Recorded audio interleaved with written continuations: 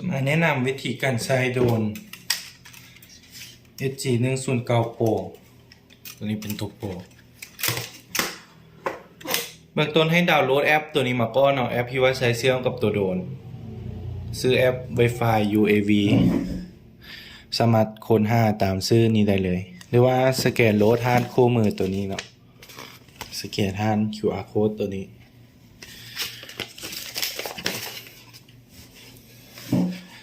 เบื้องต้นจะแนะนำวิธีการใส่แต่ละปุ่ม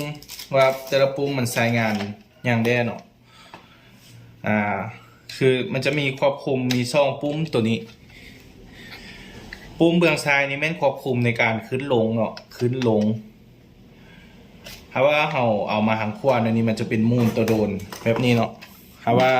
จะเป็นการปิ้นหัวโดนคือเรากดขวามันจะปิ้นโดนมาทางขวาในนี้กดมาซ้ายมันจะปิ้นไปซ้ายแบบนี้เพราะว่าเรากดขึ้นมันโดนมันจะเพิ่มระดับขึ้นเนาะหรือว่ากดลงก็จะเป็นลดระดับลงประมาณนี้ส่วนว่า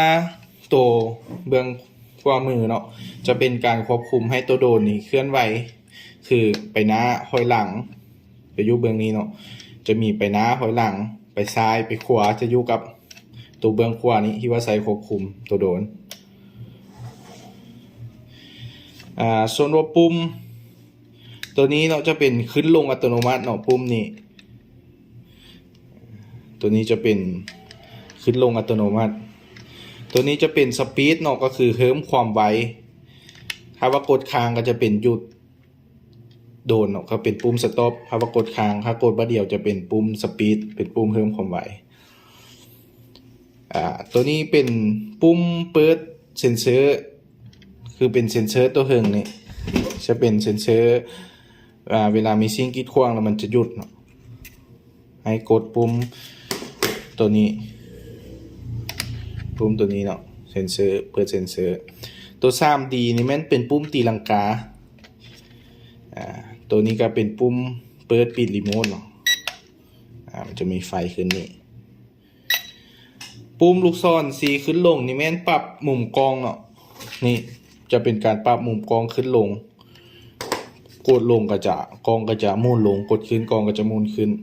2ปุ่มนี่ก็จะเป็นถ่ายรูปกับวิดีโอสำหรับการใช้งานปุ่มจะมีประมาณนี้วิธีนำซ้ายโดนเนาะกดค้างเปิดโดนนี่มันจะมีโฮป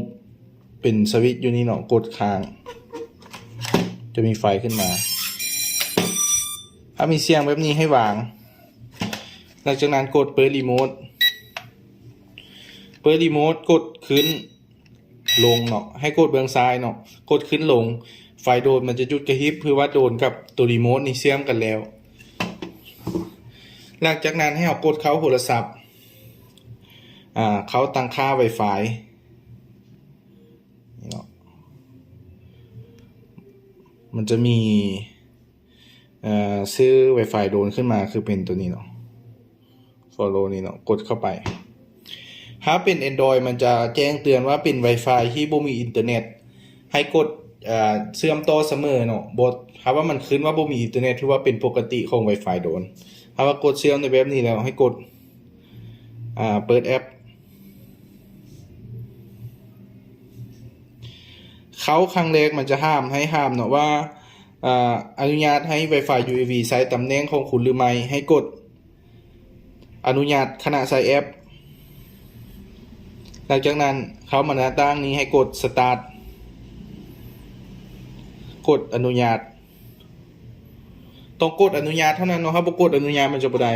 นี่จะเป็นกองโดนก็จะขึ้นแบบนี้แล้วก็จะได้ใช้ในลักษณะนี้เนาะในการควบคุมวิธีการลิ้นเนาะก็คือให้กดเข้าหากันเป็นตัว V ก้อนบินขึ้นกดเข้าหากันไว้นี่เนาะโดนมันจะมีเสียงแล้วจะมีไฟกระพริบตัวรีโมทนี่จะมีเสียงตัวโดนจะมีไฟกระพริบสังเกตนี่เนาะกดเข้าหากันเป็นตัว V จะมีเสียงไฟโดนกระพริบหลังจากนั้นวิธีสตาร์ทตัวเครื่อง ให้กดตัวเบื้องซ้ายขึ้น1 ครั้งนี่เนาะกรณีกดสตาร์ทแล้วให้กดตัวนี้ขึ้นเป็นปุ่มขึ้นอัตโนมัติโดยมันจะล็อกระดับอยู่ประมาณ 1.552 เมตรเนาะมันจะล็อกระดับให้ประมาณนี้แล้วก็สามารถควบคุมขึ้นลงไปหน้าถอยหลังได้เลยหลังจากขี่โดรนขึ้นแล้วก็จะมีประมาณนี้เนาะ